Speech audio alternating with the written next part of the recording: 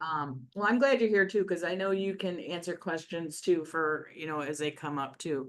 Um, distance students, I mean, it's not that different other than they're not in your office. Yeah, Um, well, I figured, but I thought maybe there'd be some things that I to me, might learn from yeah, this. So, but I'm happy to help. I'm not sure I know everything, but I'm happy to help provide well, insight if I can. none of us knows everything and we're trying to kind of learn things as we go, but there's a couple of changes for this semester as opposed to last semester. I'm recording this, so don't say anything nasty about anybody else, but just kidding. Um, but I kind of wanted to talk through at least what I do from the beginning and make sure you know about all these resources that are here. And this is a shared folder in the Google Drive that, yeah, good idea, that you should all have access to.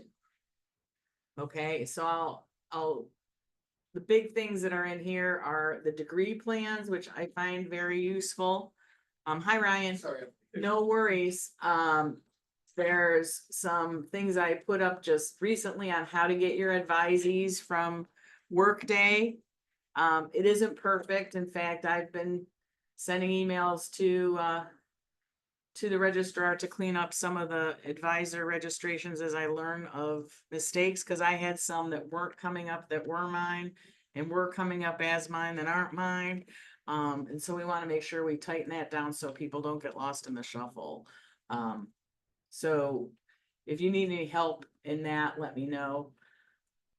This is how to handle the new research course. That was the letter that Lori sent us. I thought it was helpful to have it right here so that you can reference to it, since that's kind of a new wrinkle that we have to consider.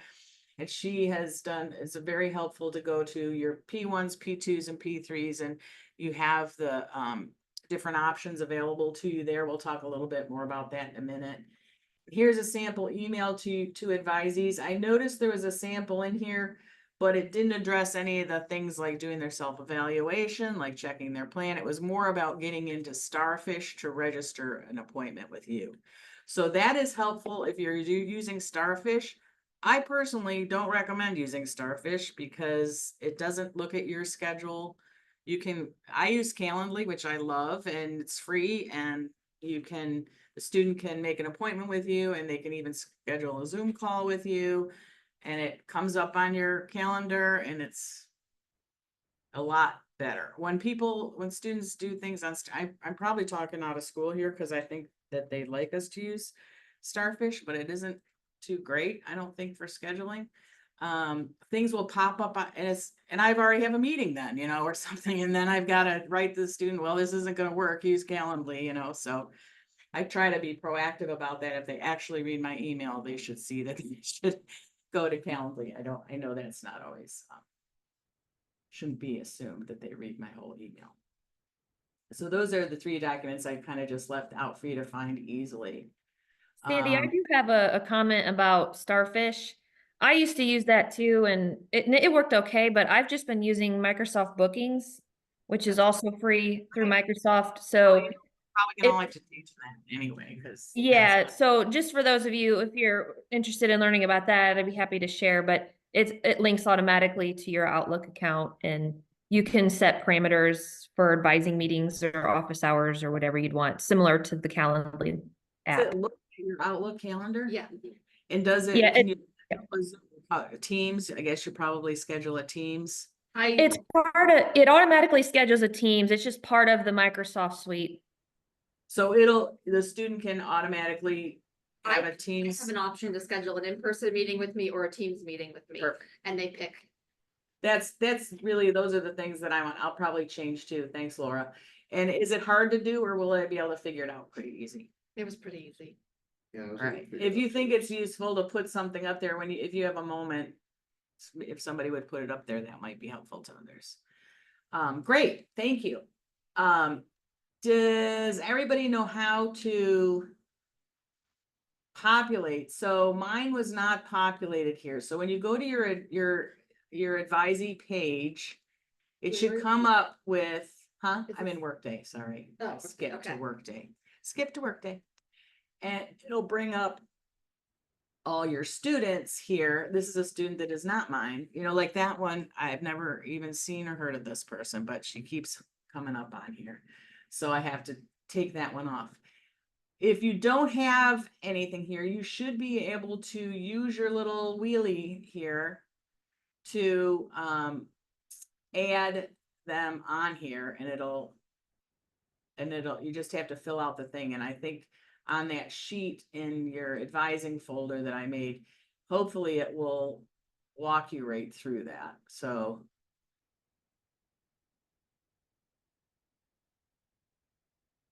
if the pictures come up, so you got this little wheelie. Has anybody done that? Did it work? Yeah, mine are showing up. Okay, good. So. And then you can, and also how to figure out when they register. And what I do, and you don't have to do this, but I sort that for the date. And then I cut, cause like most of mine are all on that 14th, October 14th. So I just copy all those emails. I put it in a blind copy just cause I don't want all the others to know who my advisees. I mean, it's just another beeswax. And so I put it in a blind copy and then I send it to myself. And then I say, hey, you're registering on the 14th, yippee doo, you know, and tell them what I want them, you know, I use that email to do that. And then the few that aren't that, I do whatever, you know, separate to them. You might find that useful.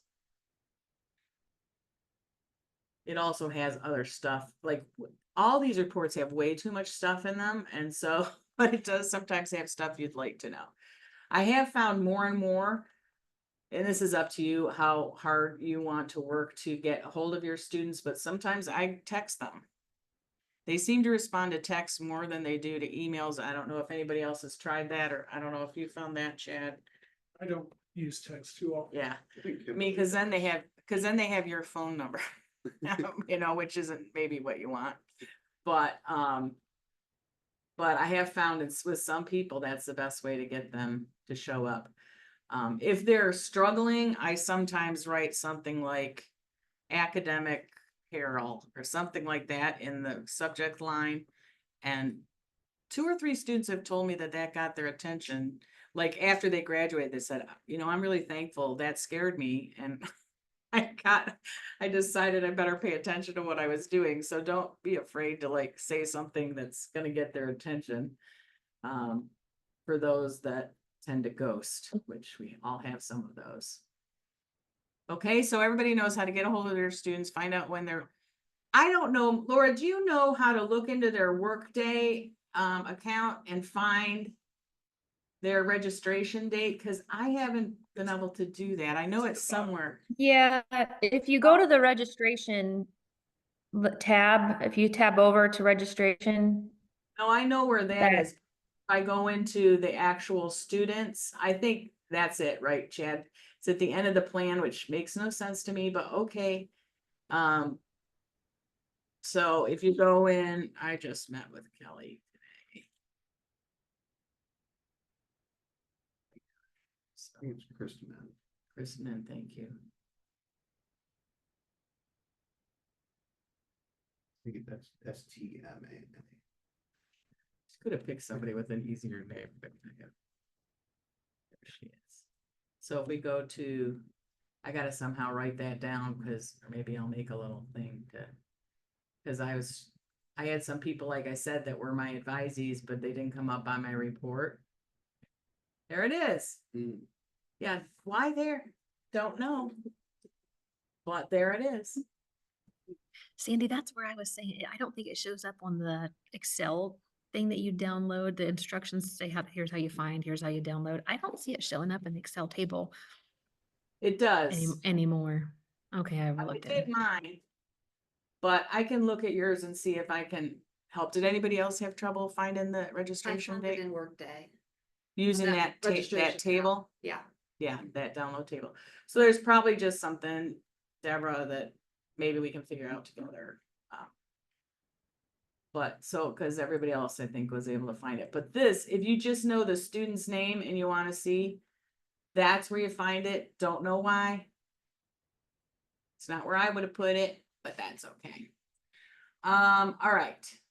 Now, once you have that, and you all know how to find your evaluations. So I always tell the students, there's two things we have to accomplish today. We have to do your self-evaluation, and we have to get you cleared for registration. Which one do you guys want to do first? And then I'll ask them, what do you want to do first? It's like, having a kid, you want to give them some control. What do you want to do first? So you can either do the registration stuff with them first or the self-evaluations with them. So I will give you that same choice. What do you want to do first? Registration. Registration is usually the faster, right? So let's just look at Kelly's here. Okay. So what I try to do, I don't always do, but I try to do before I meet with them is take a quick look at their plan and make sure I know that the plan is up to date and that everything is as it should be for the plan for whatever, cohort they're in, right? Now, for each class, there's something a little bit particular you're going to look at. So Kelly's a P2, and you can see here that she has healthcare ethics, which is scheduled for the P2. That's kind of the odd one that's scheduled for the P2 spring semester. How do I know that? Go to the degree plan. If you don't know this, because you'll get to know it quickly, but because there's only a few kind of weird things in there. And if they have to take healthcare ethics, they've got a full schedule for this semester, so they don't get any chance to do any electives, okay? Now, especially distance students or transfer students are saying, didn't I take an ethics class?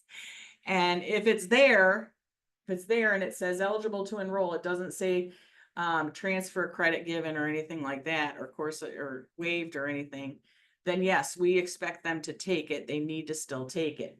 If there's something that they think that they've taken, you can take note of it and let me know. But save all your notes for the end, because if it comes one at a time, it's much more likely that I'm gonna lose it. I'll try not to, but obviously, but it would be helpful to me if you kind of gather all that stuff. Okay. And this is, some students do have a healthcare ethics done already. And if you read Lori's letter about the research course, it could be an option to take the research course that semester if that's what they'd like to do, or they could do electives. They obviously have to do the research course at some point. There's certainly room in the spring of their P3 year, because we're switching out 590, which was the prior iteration of that, and then they can take it there, and it's a 2-for-2 situation. Does that make sense to everybody? You all know how to alter the plan? Okay, and some of them will need their plans altered. So here's where you update the plan. Now, if the whole thing's screwed up, like if they're off by a year, if they fall back, if they fall forward or whatever, then you may do better by creating an alternate plan. And that's starting kind of from scratch. If they fall behind, you're ending up editing every single semester, which is a pain in the neck. It will self-populate based on when they're started. If you get into that situation, let me know and I'll help you. Okay. Because you're going to want to create an alternate plan. Then you have to, if this alternate plan is what you want to do, then you need to request to change the primary plan from the current plan they're in into the new one that you have created. Did you have a comment? Anybody else have comments about that? It usually happens when they fall behind, because then they're out of sync, right? We do have some students that fall ahead. It's rare, but it does happen. And a lot of times they populate them in the wrong place to begin with. So especially transfer students, they'll have transfer students that are coming into the P1 year and they'll place them in the FY1 year, which means they're off by 3 years or 2 years or whatever. And so you don't want to have to go in and put in every single course in the entire curriculum. Also notice, if you haven't used this that much, the required courses all go over here, and then electives go in here. Okay, core courses, right? Core courses and electives for some reason are over here. I guess it's because it can vary. It's a requirement and the course selection can vary. So, but this is the class and this is the only class. Okay. Now, be careful here too, because when this says passed, it doesn't mean they passed, which I found out the hard way. It means they've taken it. And maybe they didn't get an F. Maybe if you get an F, it says failure, but yeah, it has to be an F, not a C minus or late or less. So be careful with interpreting what this is. And here's a good example of transfer credit apply. Okay, So how do we find out if they didn't actually pass, but this? go to their academic history. Okay, The academic history actually has the grade. So you can see. Which Kelly's is like a really pretty one. Okay. That's where it will show their actual grade. So don't be fooled by that. Okay. Another important thing to look at here is the academic progress, and the students should be checking this. In my opinion, it's the student's responsibility, not yours. However, we do carry a lot of responsibility for making sure, making every effort that they don't screw it up. Okay. And I can tell you, I've screwed it up too. So the more people we can have attuned to not screwing it up, the better chance we have of them making it through. So, but make sure you emphasize their responsibility in this. It's not your job, it's theirs. It's their life, it's their career. And we will advise them as best as we can, but it's their responsibility to know what courses are required of them and to be sure that they're getting them. At least that's my opinion. I don't know, Deborah, if you agree, but Yep. we have to, they need to learn how to be responsible for their stuff. So this is a really useful document. I love this. It's really helped me an awful lot in figuring out what's going on. And this is their Doctor of Pharmacy program requirements. So what's been put into here is all the things they need to have, every box that needs to be checked for them to graduate. Okay. And as you go through here, you'll see, like for Kelly, satisfied, satisfied, satisfied. So here's a category, and I can't always guess what the category will be. So don't be surprised. There's reasons that they're categorized this way. I don't know what the magic is. Dr. Ernsthausen probably does, but I don't. Okay. So here's a Doctor of Pharmacy FY1 and FY2 biology courses. Okay. So you'll see these are listed here and it says satisfied. So as long as it says satisfied or waived, there's one not satisfied. So Kelly still has to take ethics, and we saw that she was signed up for that. Okay. And here it will tell you a minimum of 1 courses. Course. All right. And then as soon as she registered, it's going to say pending or something there, and it'll say spring 25. All right. So you can see, so you want to notice and have the students look for the not satisfied things here. And you can see these are all her P1 classes. And here, so those are all satisfied, right? Oh, you can see the grade here too. I forgot that.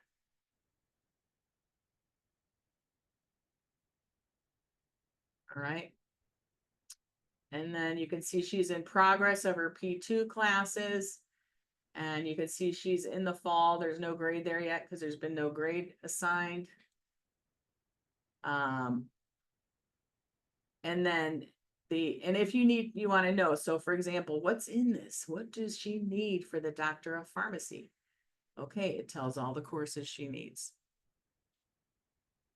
Okay. Now, the thing I also wanted to show you here is this important piece here, which is the Doctor of Pharmacy professional electives. They need 14 hours of electives. Okay. And you can see it says satisfied on here because she has all this stuff in here, which doesn't really qualify her today, but it did at the time that she came in. Some things are in here that should not be in here. Like, for example, what we see a lot of is biology 312 is coming up in there. Is it 312 or is it 412? 312. 312 is coming up in here and acting like it's an elective when it is a requirement for microbiology in the P1 year. It's totally messed up. We're working on fixing it. In the meantime, what I don't want is your student to think, oh, I'm all done, or I only have 4 more hours of electives to go, and they in fact have 8 more to go, right? So if I need to look at the electives, again, will you email me, just keep track and send me an email to take a look at their electives, but that's something that you should bring up with them. There's also does anybody have P2s or P3s? I do now. I got some of Dr. Leifer's. Okay, so the Right. reason I Oh, wait, bring, they're P1s. No, I'm sorry, they're P1s. I don't know. well, I'll just tell you and then you know. But we've changed what will count as professional electives. So when I said it would count last year, but it doesn't count this year, that's because we've changed what will count for professional electives. And therefore, again, some of these aren't correct. We want to make sure our students are well aware of what counts for professional electives and what does not. So the P2s and P3s, there's a change that, but the P1s in particular, you just want to make sure they know. And it's in the advising folder. And it's in the updated student handbook. I gotta check and make sure I sent it to, Josh a bit ago to update our, student handbook where I put the updated policy in there, but I'm not sure it is. But you can see in here where there's pharmacy electives. This is a really good subfolder to know about. Too, Lori's got the, here's the current electives, obviously, and the ones for 2025, and here's the policy. So make sure your Finally. students know about that. What? You might want to just have Chad, the keeper of the handbook, check and make sure that the right one is in there. And if not, Chad can work with Josh. I did that before I read the memo. But, That's on the website. Got it up there already. yeah, good. So it's on the website too, so you can let your students know that they can check there too. Okay? Any other questions about electives? So those are some things I like to check every semester with them. Because I ended up one time taking over a student at the last minute from somebody that left, and I missed the freaking electives, and I had to, have a letter to Congress to see if I could get her to graduate because of what I felt like was my error. Should have been her responsibility too, in my opinion, but I should have got it. Okay? Any questions about that? All right, so we're still sticking with registration here. So then, when you go to the plan, I usually go through the plan with a student, make sure they understand, talk about electives if need be, if there's room. A lot of times there isn't room, but if there's room, talk about electives. And you might want to put that on hold until you talk about their self-evaluation. What elective? Now, a lot of students are going to be whatever fits or what looks easy or whatever. But I encourage them to say, look, this is the only time you get to differentiate yourself. The curriculum is locked, stock, and it's pretty much the same as every other pharmacy student. I mean, ACPE makes sure that it pretty much is. It's the same. So how are you going to stick out? How are you going to differentiate yourself? How are you going to use this time that you will probably never have again in your life to try different things? It's now. So try to, you don't have to decide what you want to be, but you might want to rule things in and rule things out as you go along. So I really encourage them to really think about what skills what things do they want to try? What skills do they want to make sure they have in their back pocket? So encourage them to make use. You've paid for them, use them. But they don't listen to me most of the time, so. Right. And then, of course, here's the magic thing. And here's where and I have taken care of this, but maybe I should pick somebody that I haven't. Have you seen how to release? Probably not. Let me go back and find somebody that I haven't done yet.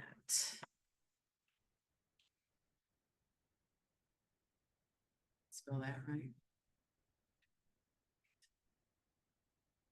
So if I go to action items and holds, here, go to active holds. So you go to action items and holds over here, and then you go to active holds. And the only thing she has left to do is for me to clear it. So I will do the 3 little dots. This isn't particularly intuitive, okay? Do you want me to make a little thing on this? I don't Once have you've those done it a dots. couple times, you don't have any dots? Oh, there they are, they popped up. sorry. Yeah, you have to kind of roll over it to find them. And then you go to the holds and then you say remove hold.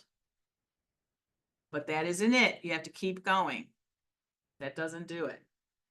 They want you to click this. And then I usually say something like Jane's ready to register, but you don't have to do anything. And then just submit it. Do you want me to make a little worksheet on this? Okay. Do that. It's not hard, it's just not intuitive, you know, it's sort of like where they put the registration. In my opinion, but I love I love Workday compared to what we used to have, so I'm not gonna complain too much. We have to Alright. do that for every student. For every each semester. student, every semester, and don't do it until you see their eyeballs. It's the only leverage you have. They can't register until you do that. Now, there also may be something on there called onboarding tasks. They have to go through and they sign their life away saying that they understand this, that, and the other thing. Okay, so they may ask about that, and I usually take that time when it comes up and hold said, look, you got to do your onboarding stuff, and they're like, oh yeah, you're not going to be able to register until you do your onboarding stuff. Or there could be a financial hold on there and say you're going to have to go talk to the business office. Whatever it is, it's good to just go through those things with them. Now, sometimes things pop up that mean nothing, which is annoying, but so I try to find out what it means when they pop up. If you don't know, just say, I got to find out what this means. And then, It'll say registration ad, if it's gonna keep them from registering, that's really what you need to. what does it say? Registration ad, see how, under advisor registration clearance, Oh, right here. so if it doesn't say registration ad, it's a hold that isn't gonna affect them. That's a They good still need tip. to look into it, but. I didn't you know can that. register. Excellent. And then you're done. That's all they need for that piece. Okay? Now, let me just show you before I forget. So if you need to know the degree plans, and again, these are in flux because every year we do something new. So every year, they're in flux. So here's the current degree plans. Here's a draft for next year. Okay, so I have started sending these to the students as part of the registration process. I usually just do the second page, so on this one you can see it's basically got all of the things they need to do and on a piece of paper. I usually just send them this piece. Well, this one is named funny, but if you go to the professional one, you can do just the professional years, which is what you're gonna be doing, because Chad's doing all the yeoman's work with the other students, so here's professional years. So this is what I sent to them. I didn't send all this because I think that's a little bit not as helpful as like per semester, right? And that might be helpful to you too. And here's Lori's got the intro to pharmacy research here, but of course this can be moved around. At least at the moment. Okay, so you know where to find all that stuff. Okay, good. Now, self-evaluation. So again, if we go into this advising folder in the Google Drive, you can see the self-evaluation, student self-evaluations. Now, I would probably, I don't do this actually, but you might just put a little, flag it or something, so it's easier for you to find. But 2024, sometimes I get messed up and think this is registering for spring, even though it's fall of 2024. And you will be able to see your self-evals, okay? So you can see, here's mine.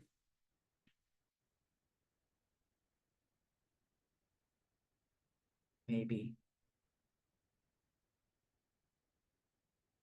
And you can see all these different questions, okay? These are things that we do pull this data for different things like our accreditation reports, or to see if it's helpful to you to see how much they're working. I always ask them when they're working, if they're handling it okay, especially if they're struggling with grades, like, is this, and I mean, some of them have to work that much. It's just, that's that, but you have to encourage them to think, okay, how much is it gonna cost you to fail? Say, not only, if you fall behind a year, not only are you gonna be at school a year longer, but you have a lost year of income and, you know, that's around 100 grand. So you're not gonna make that up with a $20 an hour, job, you know? So be smart about it. We're also trying to figure out if maybe having a job helps them, right? So especially in pharmacy, which I think it probably does. All right, so it's, and again, involvement with student organizations. Trying to get them to not wait till the last minute to do all their co-curricular. But I think Rachel's doing a great job at really staying on top of it, much better than I did, and I think there's gonna be less problem with this, but that's really why this is here, is to get them to make sure they're moving on this stuff. These 3 questions are from our counseling program. As mental health has become more and more of a worry for us and a concern for their progress, it's probably one of the main reasons students don't do well, wouldn't you say, Chad? Yes, ma'am. You guys probably know this too, right? You know, with students coming into your office. Almost all of our students say agree or strongly agree as far as worrying more than others. But to me, the concern is if they're not handling it. So if they agree or strongly agree, if they strongly agree, I'm like, okay, stop, let's go to the counseling center. This is not okay for you to feel this way. And these are optional. So for my generation, we would never share this information with people, but this generation is happy to do so for the most part. I rarely have people not fill this out. But this is really about how well they're able to deal with it, and do you have the resources you need for mental health support? But it is overwhelming to most of them are in this range with this. I mean, this again, to me, it's all cued into how well they're able to handle it. And most of them are happy to have frank discussions. And I'm not a professional in this, but sometimes just listening is helpful to them and for them to feel heard. And to maybe share things that you have found helpful in dealing with stress. And we've all been through this, so, you know, we all understand. And maybe giving them some pointers and trying to encourage them. Maybe, you know, I always say it doesn't hurt to go to counseling. Well, the worst thing that could happen is you're like, this isn't for me, it's not helping, you know, but they may give you tools to be able to help you to deal with this and be in a better space, you know. I mean, anyway, I try to convince them to go. They don't always listen to me. All right, and then these are all, as you know, we're moving, well, maybe you don't know, but we're moving from the CAPE standards to the Copacabana. The Copacabana is basically the CAPE standards reshuffled and renamed in some cases, and the EPA's added to it. So it really is a cabana, bringing everything in together. But to be up with it, we are going to start to transition into the COPA. These are called educational outcomes now. So I've changed and they've changed the wording, you know, slightly. It's just to be annoying in my opinion. No, I'm just kidding. Well, yeah, kind of kidding. And they rank themselves in being a learner, which is really their main job right now. Now, all these things they should be developing and growing in, but learner will ask them about every semester. We're going to ask them to check in with us on their progress as being a good learner every semester. So current GPA, ExamSoft data. So you all know that have tagged your questions that there's 3 different subsections of learner. So we can get a little more specific data on learner about their strengths and weaknesses. In every case, I have a section for other indicators that support their own self-assessment as a learner, grades and ExamSoft scores and all that. And you all know what the ExamSoft scores are, right? It takes every question that's been tagged with that they have answered and tells them what percentage were correct. And then they also get their cohorts average, and then they can see kind of where they stand in the class. I don't know, I had trouble coming up with examples for this.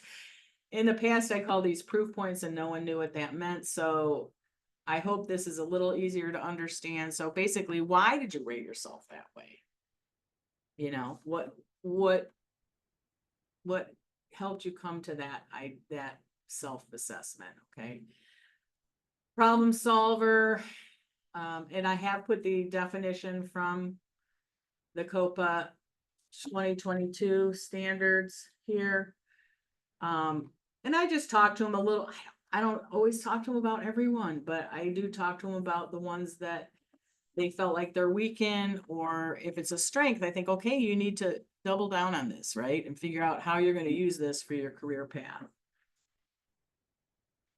Communicator, I just had one student say, I'm really shy and I'm afraid to talk. And so we talked about some ways they could get going doing that in a safe way, you know, in their IPPEs, you know, ask to interact with a patient that your preceptor picks out that would be, you know, like a baby one, you know, to start out. So, and I make note of all of that too in my, I'll show you in a minute, so that I can follow up the next semester and say, how'd that go? Did you do it? Okay, so I'm not gonna spend any time. You get the idea with all this.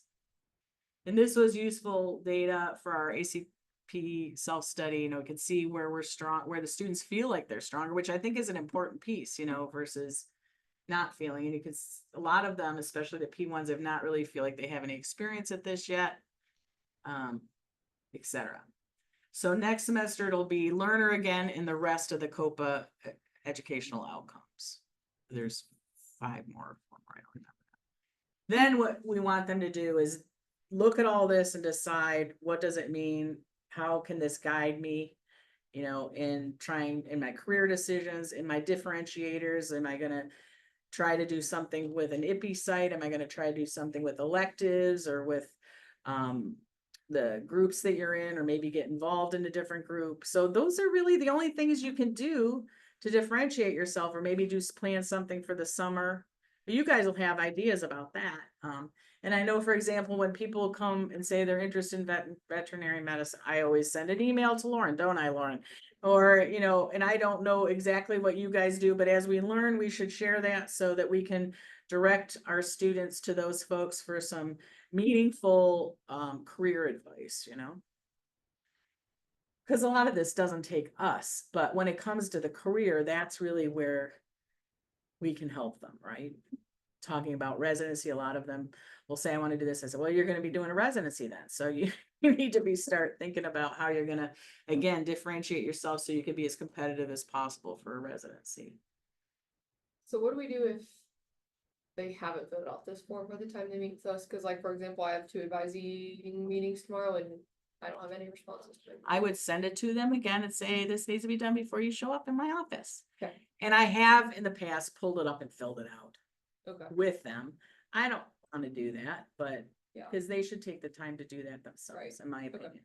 If they're P1s, they don't know what they're doing. Okay. And remember I did make a video, I did do a thing, you know, that doesn't mean they've watched it. That doesn't mean they, you know, and the data that they have is really crappy because it's only been, you know, 6 weeks. So the data, you shouldn't make any decisions based upon the data, right? Because the N is so small, but I want them to get in the groove of doing it. And that's what I told them again, if they read my email. Any questions? And so for example, so when it is populated, you all know how to get the Excel sheet from the Google Doc. Oh, yeah. Yeah. So you go here, right? Can I do it from here? No. Okay, I open it up. Yeah, when I get, go to it when it populates the responses. Then you can view in Sheets, and if you don't have one of these yet, it'll create one for you. Okay, and so you can see here's, they're starting to do these, right? So you can see Kelly, let's see, she's row number 11. We're using Kelly as our example here today. So here's her. Her comments, okay? Oops, nope. I put in here the date of our meeting. Right, and then I put in here my notes. I don't know if other people have other,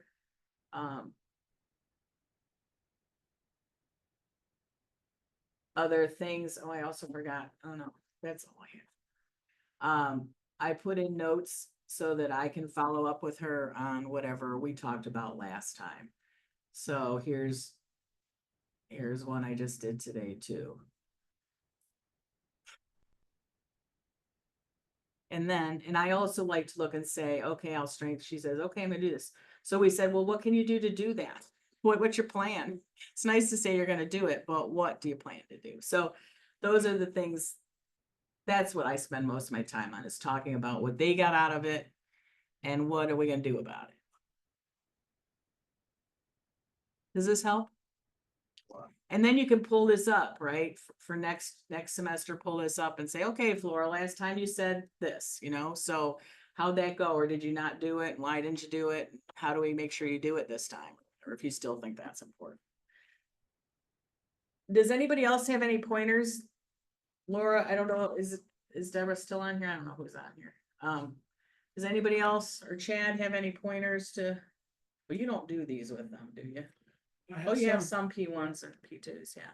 If you guys get stuck, just swing down. Yeah, and we're happy to help, however, we'll sit in the meeting with you if you think that's helpful, if we're available, or, you can't break it, really. The only thing is, them graduating without needed credits.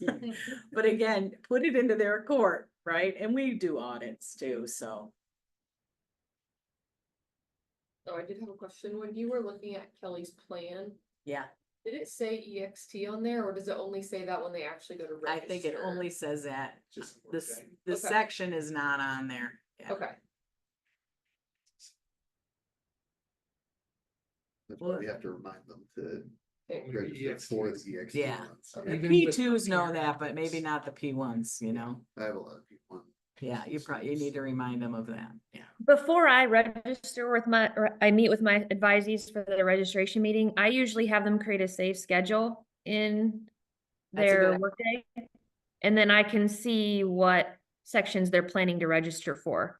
And they can create that from their plan. So if you keep the plan updated, they can create a safe schedule from their plan, and then you can actually see what sections they're planning to register for.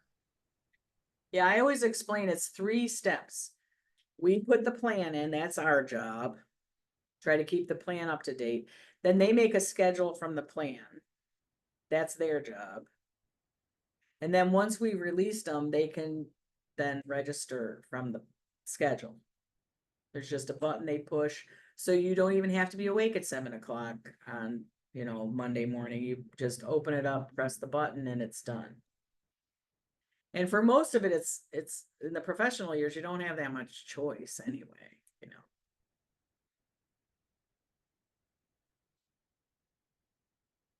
Any questions? There'll be things that come up.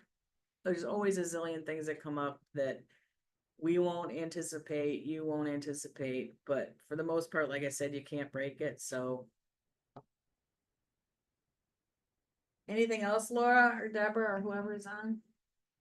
The only other thing I've had come up is this semester, I have a couple of advisees who are really struggling with biochem and are looking for transfer courses that may transfer in, which for that particular course, it's difficult. But I didn't know if there was anything in there in the advising folder to help guide them, or if that's just something you would recommend they reach out to one of us or Chad to help It's navigate. Good question, Laura. And I do try here in the transferring courses thing in the advising folder on Google. We try to keep this up to date, and I do send this out once or twice a year to all the students. And this is basically a Google form to capture courses they've been able to transfer in. Okay, and then, so if you go to the responses here, you can then use, the Control F to look for whatever course you're interested in. And in biochem is particularly difficult because it's a 400 level course. There is one that's available in the summer at Michigan State, but it's like $5,000, right? Is that what we've learned? So that's what I know about that. Now, that's in the summer. I don't know if there's other courses that are available online. So the problem is online and 400 level. That doesn't jive. That doesn't mean they can't find a 400 level biochem at a local university, but it's not going to be a community college. Anything 300 or 400 level, we're not going to accept from a community college.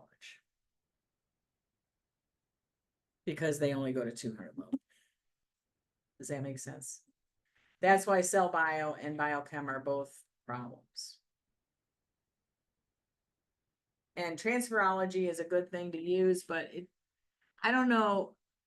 I guess I don't have transferology on here, but it's not that easy to tell what's online versus what's face to face.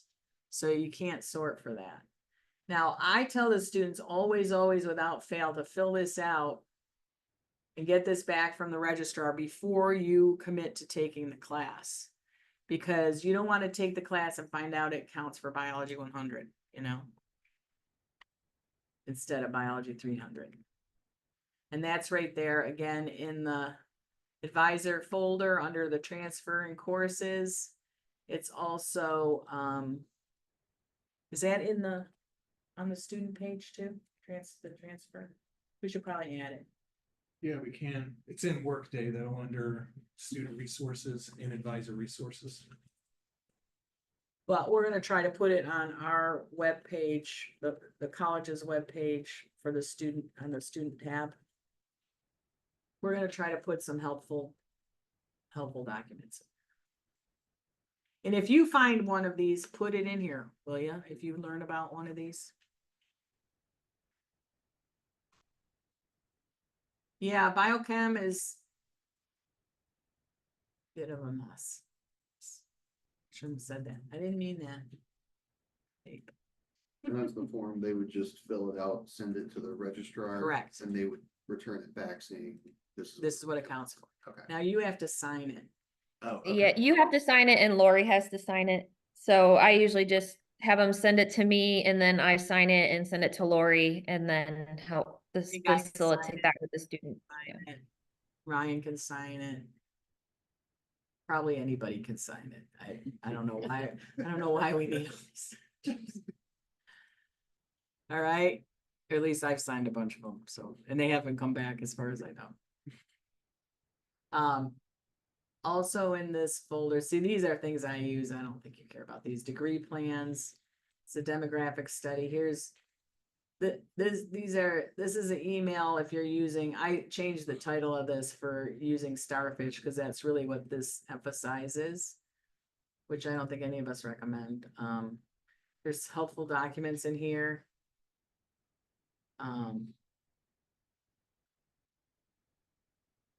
This is, well, a lot of this stuff is really more for Chad probably, but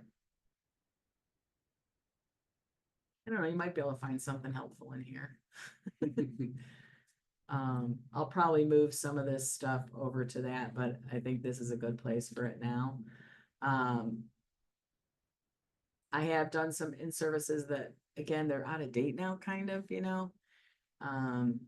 this is no longer happening. Pharmacy electives.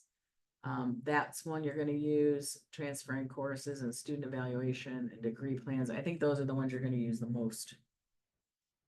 If you have suggestions, I'll put up a thing on how to clear that hold. Is there anything else you want me to put up there? I think that's really the main thing.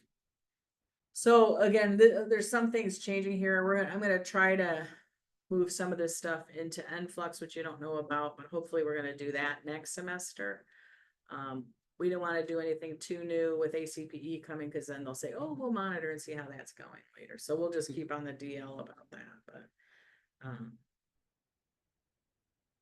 it just might be a easier way to keep track of things.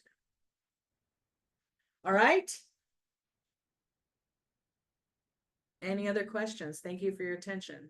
Do you Yeah. feel confident going in? Yeah, this feels I feel much better. I really appreciate you. putting Good. this- Do putting you this on. need, and I'll put the COPA, paperwork in here if you wanna read it. I know you have time to kill. so. Well, we probably should know. We use those as our graduation standards. So we thought no sense in reinventing the wheel, and that way, we can do, like I said, our self-study and. I get to start working on our report for the university on assessment now that we've done the self-study and. So I'll have to update our educational outcomes or our graduation standards for that. All right. Thank you very much for your attention. Again, like we said, just come get us and of course Laura is a great resource too. So if are you still on the advising committee, Laura? No, not anymore. I think Nira is. Nira. Okay.